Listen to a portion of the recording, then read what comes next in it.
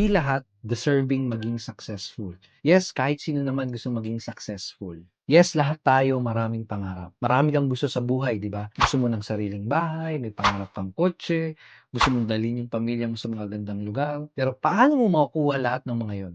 Yung iba sasabihin, Maniwala ka lang sa sarili mo. Focus ka lang dapat sa goal mo. yes, mahalaga yung mga yon, pero hindi sapat ang mga yon. Hindi natatapos doon. Maraming gustong yumaman pero tamad naman. Maraming gustong umasenso pero takot mag-risk. Maraming gustong magbago yung buhay pero puros procrastination at ayaw gumawa ng bago na hindi ka na nag-work ang buhay. Halimbawa, may isang magsasaka tapos gusto niyang magkaroon ng matamis at masarap na mangga. Kung araw-araw iisipin niya, magme-meditate siya na gusto ko ng matamis na mangga, mangga, mangga. Makukuha niya ba yung gusto niya? O kaya naman, araw-araw siyang haharap sa salamin tapos sasabihin niya, Naniniwala ako magkakaroon ako ng matamis na bangga.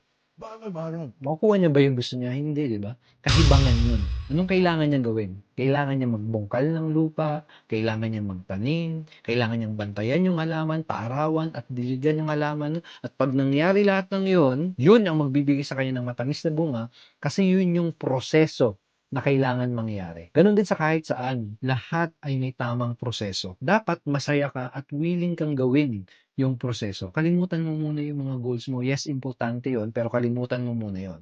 Gawin mo, araw-araw mag-focus ka sa proseso. Ano yung kailangan mong gawin? Ano yung kailangan mong alamin? Ano yung kailangan mong baguhin sa sarili mo? Yung iba, ang tanong nila, Paano ko malalaman yung proseso? Ano ba yung tamang proseso? maniwala ka, may idea ka na kung ano yung proseso. O ito, example, halimbawa ulit. Kung gusto mong maging fit, anong gagawin mo? Kumain ka ng healthy, mag-exercise ka, matulog ka ng tama. Kung gusto mong kumita ng million sa business mo, kung gusto mong lumago yung negosyo mo, anong kailangan mong gawin? Kailangan mong mag-market, kailangan mong mag-promote, kailangan mong magbenta, kailangan mong mag-close ng sales. So, di ba? May idea ka na kung ano yung kailangan gawin. May idea ka na kung ano yung proseso. Ayaw mo lang dumaan at gawin yung proseso. O kaya naman, baka naghahanap ka ng shortcut. So, kung talagang seryoso ka sa mga pangarap mo, araw-araw, tanungin mo yung sarili mo, ginagawa ko ba yung proseso? Dumadaan ba ako sa proseso? Everyone wants to be successful, pero hindi lahat deserving maging successful. Ayaw kasi nilang gawin yung proseso. Magiging deserving ka kapag ginagawa mo yung proseso. Kapag ginagawa mo yung proseso, doon mo makukuha